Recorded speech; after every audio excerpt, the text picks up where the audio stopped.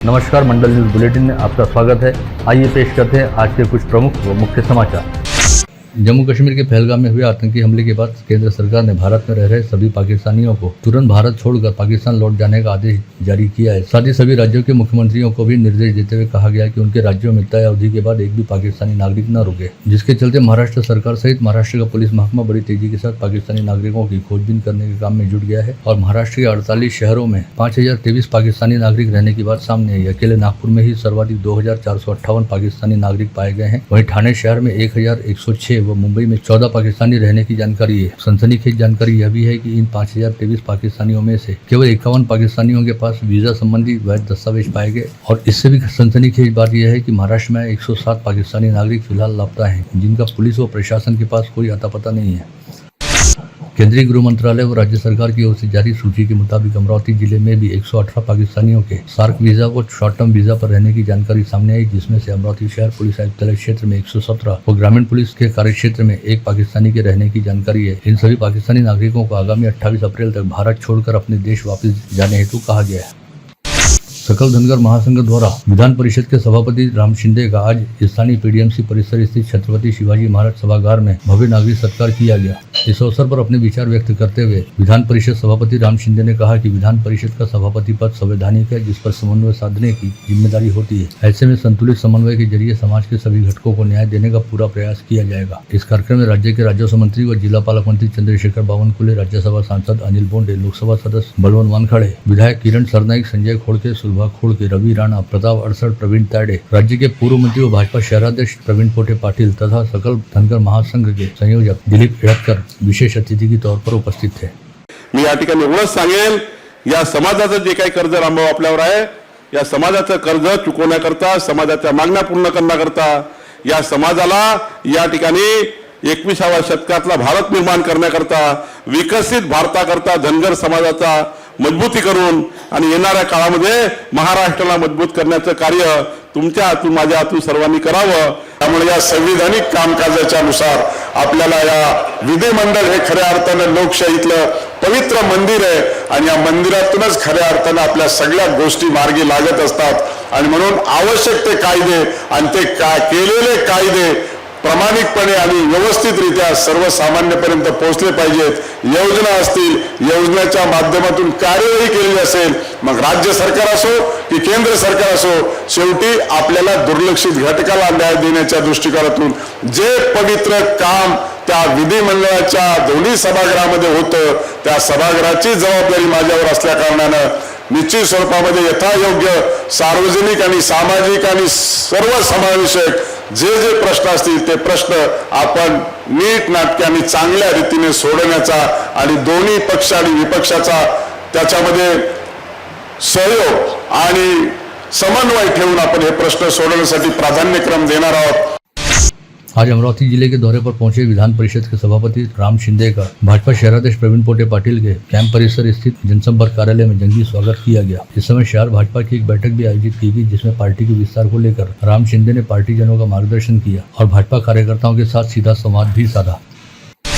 जम्मू कश्मीर के पहलगाम में हुए आतंकी हमले का निषेध करने हेतु शिवसेना उबाठा के शहर प्रमुख प्रवीण हरमकर के नेतृत्व में एक अनूठा आंदोलन किया गया, जिसके तहत जयस्तंभ चौक स्थित मूत्री घर व शौचालय में आने जाने वाले रास्ते पर नीचे जमीन पर पाकिस्तानी झंडा चिपकाया गया और लोगों को उसके ऊपर से आना जाना करते हुए उस झंडे को अपने पैरों तले कुचलने हेतु कहा गया। इस समय शिवसेना पदाधिकारियों सहित कई लोगों ने पाकिस्तानी झंडे को अपने पैरों के नीचे कुचलते हुए आतंकवाद को पनाह देने वाले पाकिस्तान के प्रति अपना गुस्सा व रोष जताया। राज्य की पूर्व महिला व बाल कल्याण मंत्री तथा तिवसा निर्वाचन क्षेत्र की पूर्व विधायक यशोमती ठाकुर की तत्कालीन विकास निधि से कौंडन्यपुर स्थित भीम टेकड़ी में निर्माण किए गए सभा मंडप का गढ़चिरौली जिले के सांसद बलवंत वानखड़े के हाथों लोकार्पण किया गया। इस अवसर पर पूर्व मंत्री यशोमती ठाकुर भी उपस्थित थी। जम्मू कश्मीर के पहलगाम में विगत 22 अप्रैल को हुए आतंकी हमले के बाद अमरावती के 158 पर्यटकों के कश्मीर में फंसे होने की जानकारी सामने आई थी और उन 158 पर्यटकों के नामों की सूची जिला प्रशासन को मिली थी, जिसमें से 42 पर्यटक आज दोपहर तक अमरावती वापस आ चुके हैं। ऐसी जानकारी जिला प्रशासन द्वारा दी गई है। साथ ही निवासी उप जिलाधीश अनिल भटकर ने बताया कि अमरावती से कश्मीर गए अन्य पर्यटकों की भी जल्द अमरावती वापसी हो जाएगी। इसके साथ ही युवा सेना के जिला प्रमुख राम पाटिल के प्रयास से श्रीनगर में फंसे अमरावती के बुधवारा क्षेत्र के 14 पर्यटकों को मुख्यमंत्री एकनाथ शिंदे के पुत्र व सांसद श्रीकांत शिंदे ने श्रीनगर से नागपुर हेतु तुरंत ही उड़ान उपलब्ध करवा दी, जिसके चलते ये सभी पर्यटक आज दोपहर बाद नागपुर और फिर अमरावती सकुशल पहुंच गए।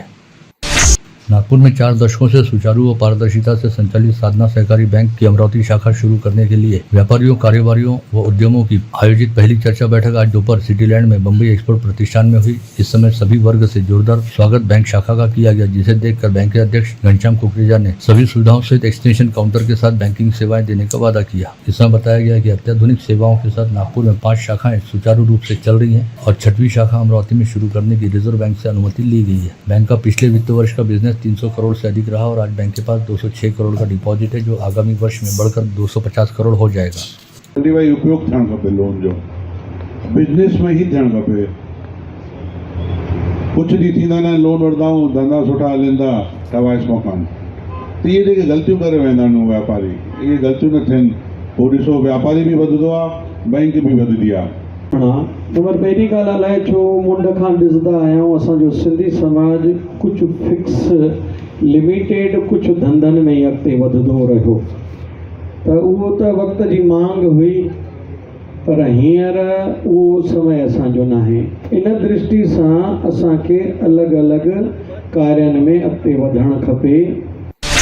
अखिल भारतीय ब्राह्मण महासंघ के युवा जिलाध्यक्ष विकी उर्फ विजय पुरुषोत्तम शर्मा द्वारा आज यहां बुलाई गई पत्रवार्ता में बताया गया कि 23 से 29 अप्रैल तक अखिल भारतीय ब्राह्मण महासंघ द्वारा भगवान परशुराम जन्मोत्सव सप्ताह मनाया जा रहा है, जिसके तहत आगामी 29 अप्रैल को शहर में भगवान परशुराम जन्मोत्सव पर भव्य शोभा यात्रा निकाली जाएगी। इस शोभा यात्रा का आयोजन विगत 26 वर्षों से परशुराम जन्मोत्सव के निमित्त किया जा रहा है।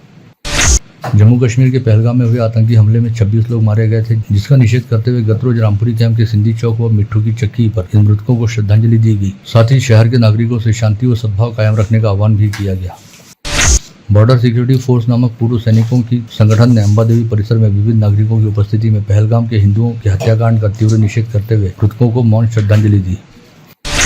सावनपुरा एकता मित्र परिवार द्वारा आज स्थानीय जूना मोटर स्टैंड परिसर में श्रद्धांजलि सभा का आयोजन करते हुए जम्मू कश्मीर के पहलगाम में हुए आतंकी हमले में मारे गए 26 पर्यटकों को श्रद्धांजलि अर्पित की। चांदुर बाजार के निकट तुलजापुर गढ़ी स्थित मस्जिद में मुस्लिम समुदाय के लोगों ने अपने हाथों पर काली पट्टी बांधकर गत रोज जुमे की नमाज अदा की तथा पहलगाम में हुई आतंकी वारदात का निषेध करने के साथ ही हमले में मारे गए तथा घायल हुए लोगों के प्रति अपनी संवेदनाएं व्यक्त की। रविनगर परिसर स्थित गजानन महाराज मंदिर के पास रहने वाले प्रांजले परिवार के सदस्य कश्मीर घूमने गए थे और पहलगाम में हुए आतंकी हमले के बाद वे कश्मीर की यात्रा अधूरी छोड़कर वापसी के लिए निकले और श्रीनगर के सॉलिडियर होटल में फंस गए। ऐसे में उन्होंने अपने दोस्तों के जरिए मनपा के पूर्व सभागृह नेता तुषार भारती से संपर्क साधा, जिनकी मदद से प्रांजले परिवार कश्मीर से वापस अमरावती लौटा है। जम्मू कश्मीर के पहलगाम में हुए आतंकी हमले वाली घटना का निषेध करने हेतु कल रविवार 27 अप्रैल को सुबह 9 से दोपहर 1 बजे तक अंजनगांव सुरजी में बंद का आह्वान किया गया है। यह आह्वान सकल भारतीय व हिंदू समाज की ओर से किया गया है। धामनगांव विधानसभा निर्वाचन क्षेत्र के विधायक प्रताप अड़सठ ने चांदू रेलवे डिपो को 30 नई बसें मिलने के लिए विधानसभा में मुद्दा रखा था, जिसे ध्यान में रखते हुए सरकार ने चांदू रेलवे डिपो को 5 नई बसें उपलब्ध कराई हैं, जिनका लोकार्पण आज विधायक प्रताप अड़सठ तथा आगार प्रमुख जयंत झोड़े के हाथों चांदू रेलवे डिपो में किया गया। महावितरण के अभियंताओं ने तबादला प्रक्रिया का विरोध करते हुए आज जोरदार प्रदर्शन किया। आंदोलन से पूर्व 207 अभियंताओं ने कार्यालयीन मोबाइल नंबर वरिष्ठों के मोबाइल पर डाइवर्ट कर दिए। साथ ही संगणक बंद व कलम बंद आंदोलन करना भी शुरू कर दिया गया है।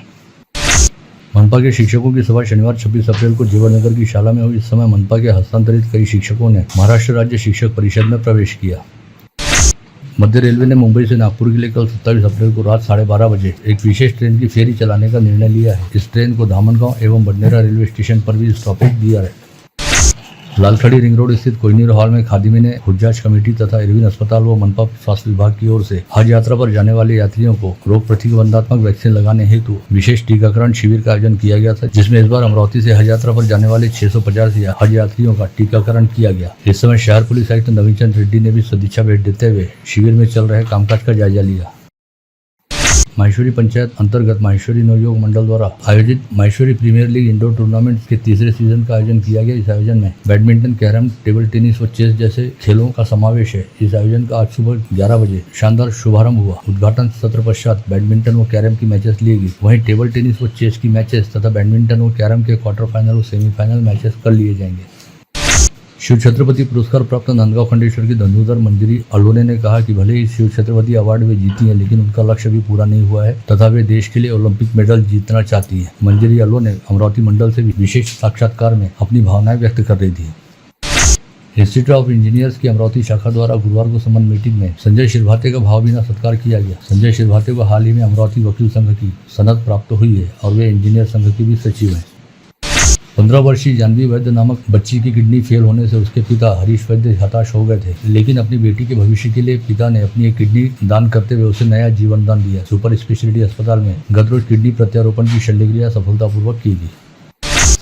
अकोला जिला उप निबंधक कार्यालय ने शुक्रवार को 3 दल बनाकर अलग अलग क्षेत्र में 3 जगहों पर अवैध साहूकारों के यहाँ छापा मारा, जिसमें छोटी उम्री के दीपक गवारे व संतोष आम्बिलकर तथा जठारपेट के नितिन अबूज शामिल है। आज दोपहर अमरावती बडनेरा रोड पर साहिल लॉन के सामने से गुजर रही मनपा की सिटी बस के पिछले हिस्से से अचानक ही जोरदार धुआं उठना शुरू हुआ, जिसे देखते ही बस में सवार यात्रियों में भय व्याप्त हो गया कि शायद बस में आग लग गई है। इस समय सतर्कता दिखाते हुए बस के चालक ने बस को सड़क किनारे रोका और सभी यात्रियों को नीचे उतारा, जिसके बाद यह जानकारी सामने आई कि बस में आग नहीं लगी थी, लेकिन इंजन डायरेक्ट हो गया था, जिसके चलते बस के साइलेंसर से जबरदस्त धुआं निकल रहा था।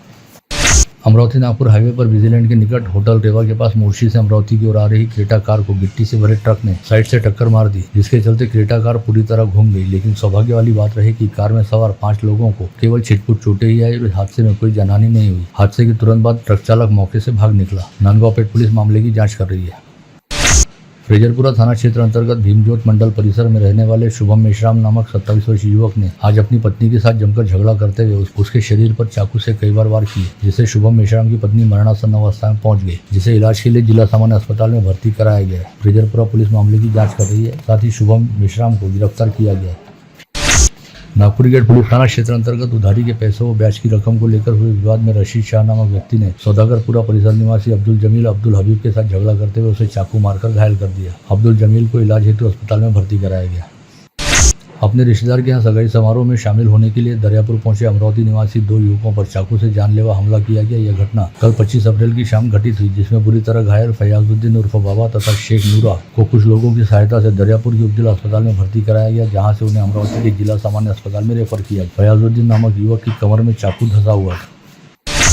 परतौड़ा पुलिस थाना क्षेत्र अंतर्गत रहने वाले कुख्यात अपराधी शेख सादिक उर्फ चीची के खिलाफ दर्ज संगीन अपराधों को देखते हुए ग्रामीण पुलिस की अपराध शाखा ने चीची के खिलाफ एमपीडी एक्ट के तहत कार्रवाई करते हुए उसे 1 साल के लिए जेल में स्थानबद्ध कर दिया है। ग्रामीण अपराध शाखा पुलिस के दल ने चांदूर बाजार कृषि उत्पन्न बाजार समिति परिसर से 2 मवेशी चोरों को गिरफ्तार करने में सफलता प्राप्त की। पकड़े गए चोरों के नाम भगवंत कोरे व फिरोज उर्फ अंसार बताए गए हैं, जिन्होंने जानवर चोरी के 13 मामलों को लेकर कबूली दी।